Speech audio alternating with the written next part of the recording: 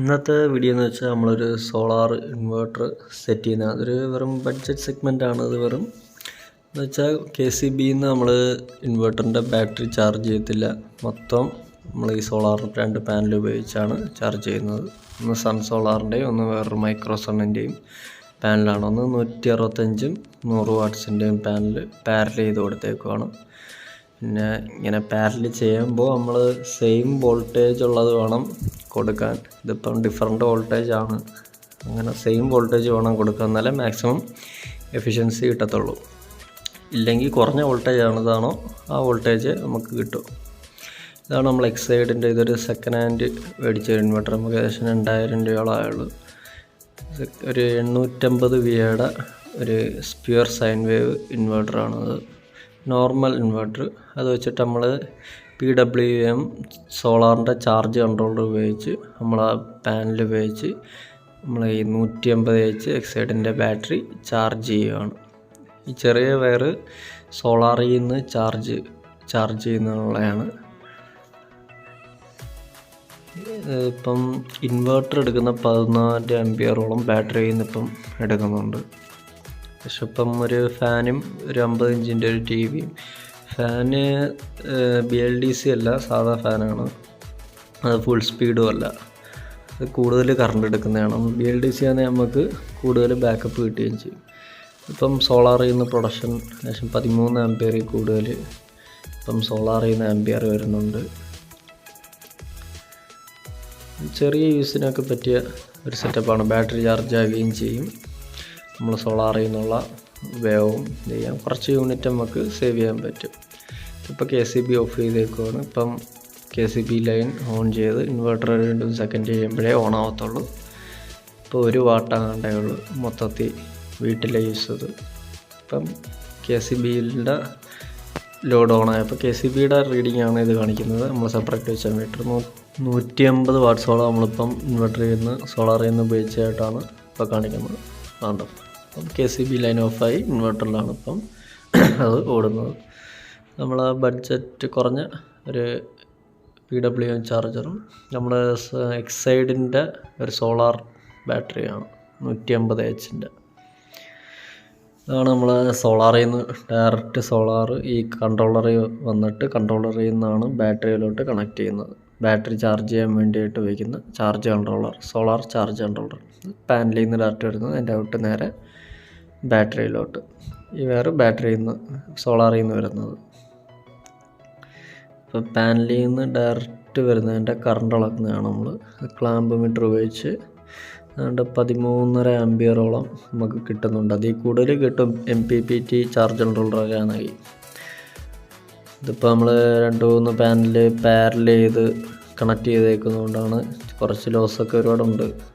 ഇല്ലെങ്കിൽ അതിൽ കൂടുതൽ കിട്ടും. ഇപ്പം നല്ല രീതിയിൽ സെറ്റ് ചെയ്യാനാണെങ്കിൽ നമുക്ക് MPPT ചാർജ് കൺട്രോളർ ഒരു 450 വാട്ട്സിൻ്റെ ഒരു പാനലും വെച്ച് കഴിഞ്ഞാൽ അത്യാവശ്യം നല്ല 10-300 വാട്ട്സോളം എങ്ങനെ ആയാലും ഉപയോഗിക്കാൻ പറ്റും. ഇതാണ് നമ്മൾ എക്സൈഡിൻ്റെ ഇൻവെർട്ടർ.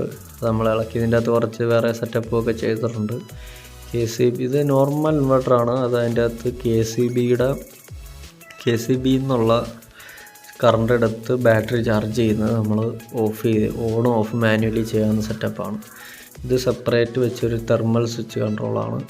ഇതിൻ്റെ അകത്ത് ഫാൻ വന്ന് ഹീറ്റ് കൺട്രോൾ ചെയ്യാൻ വേണ്ടിയിട്ട് അകത്തെ ചൂട് എയർ പുറത്തോട്ട് കൊള്ളാൻ വേണ്ടിയിട്ട് ടെമ്പറേച്ചർ ഇത്ര ഇതിൻ്റെ മുകളിലാകുമ്പോഴത്തേക്ക് നമ്മൾ അഡീഷണൽ വെച്ച് ഫാൻ ഓൺ ആവും. ഇത് നമ്മൾ ബാറ്ററി ചാർജ് ഓൺ ഓഫും ചെയ്യുന്നത് KCB എന്നുള്ളത്.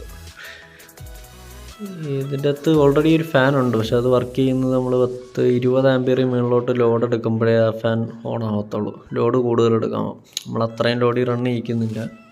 നമ്മൾ 150 വാട്ട്സ് അതിൻ്റെ അകത്ത് പാനലനുസരിച്ചുള്ള ഇതേ നമ്മൾ റൺ ചെയ്യിക്കുന്നുള്ളൂ. അതുകൊണ്ട് ആ ഒരു ടൈമിൽ ചൂട് കൺട്രോൾ ചെയ്യാൻ വേണ്ടിയിട്ടാണ് സെപ്പറേറ്റ് ഒരു അഡീഷണൽ ഫാൻ തെർമൽ സ്വിച്ച് വെച്ച് കൺട്രോൾ ചെയ്തത്. അത് എത്ര ഡിഗ്രി മുകളിലോട്ടാകുമ്പോൾ തന്നെ ഓൺ ആവും, എത്ര ഡിഗ്രി താഴെ ആകുമ്പോൾ തന്നെ ഓഫ് ആവും. ഇതിപ്പം 10.2 ആമ്പിയറോളം നമ്മളിപ്പോൾ ഇൻവെർട്ടർ ബാറ്ററിയിൽ നിന്ന് എടുക്കുന്നുണ്ട്. ഇൻവെർട്ടർ പിന്നെ നമ്മൾ സോളാറിൽ നിന്ന് വരുന്ന എത്ര ആമ്പിയർ, അതിപ്പോൾ 8 ഇങ്ങനെ വേരി ചെയ്തുകൊണ്ടിരിക്കും. നമ്മൾ ആ സൂര്യൻ്റെ വെളിച്ചം അനുസരിച്ച് കാർമേഘം മറയുന്നത് എല്ലാം ഡിപ്പെൻഡ് ചെയ്ത് വെളിച്ചം ഡിഫറൻറ്റ് അനുസരിച്ച് കറണ്ട് കൂടിയും കുറഞ്ഞും ഇങ്ങനെ ആയിരിക്കും.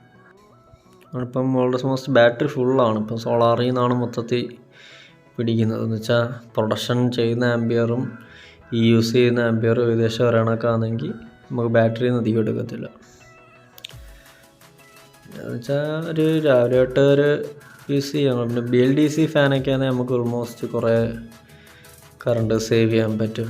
ഇൻവേർട്ടറിലും കുറേ ബാക്കപ്പ് കിട്ടും. കാരണം 28 വാട്ട്സൊക്കെ ഫുൾ സ്പീഡിൽ എടുക്കത്തുള്ളൂ. നമ്മൾ മുമ്പത്തെ വീഡിയോയിൽ ചെയ്തിട്ടുണ്ട്, അതൊക്കെ നോക്കുമ്പോൾ അറിയാൻ പറ്റും.